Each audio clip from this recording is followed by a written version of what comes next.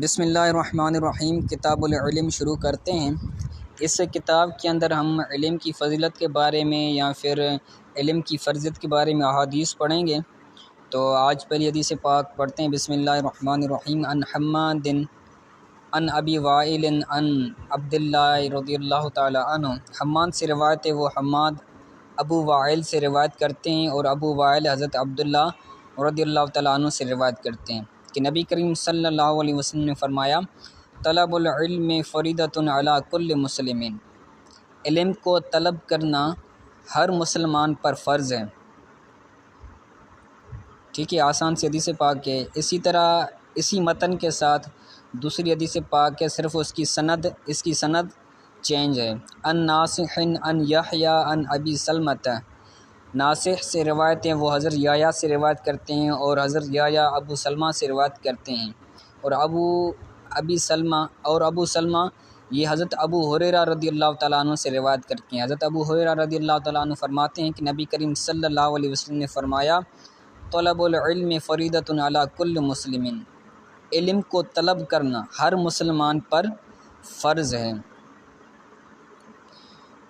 ٹھیک ہے، تو اس کے اندر جو علم کو طلب کرنے کی فرضیت بیان کی گئی ہے، تو یہ کون سا علم ہے، کس علم کو طلب کرنا، کس علم کو حاصل کرنا یہ فرض قرار دیا گیا ہے مسلمان پر۔ تو اس کے بارے میں محدثین فرماتے ہیں کہ جو علم دین ہے، اور علم دین کے اندر جو فرض علوم کا جو علم ہے وہ ہر مسلمان پر سیکھنا فرض ہے۔ مثلا اگر کوئی بندہ عاقل بالغ ہے اور نماز پڑھنے کا اہل ہے، تو اس پر نماز سیکھنے کا علم بھی اس پر فرض ہے۔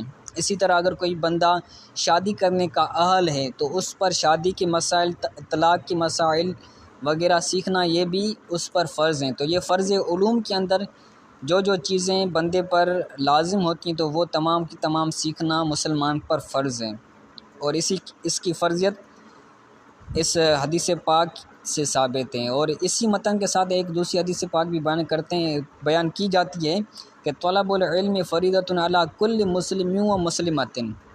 اس کے اندر تو مسلمن مذکر کا ذکر ہے، لیکن جو دوسری حدیث پاک ہے اس کے اندر مسلمتن کا بھی ذکر ہے، یعنی چاہے وہ مسلمان مرد ہو یا چاہے وہ مسلمان عورت ہو، مسلمتن یعنی مسلمان عورت۔ ٹھیک ہے،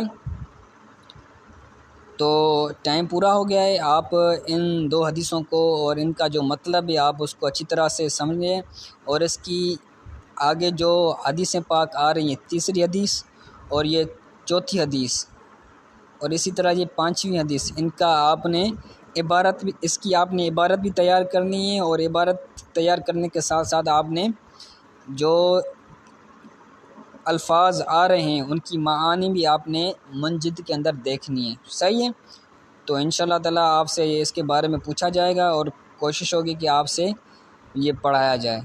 ٹھیک ہے، السلام علیکم ورحمۃ اللہ وبرکاتہ۔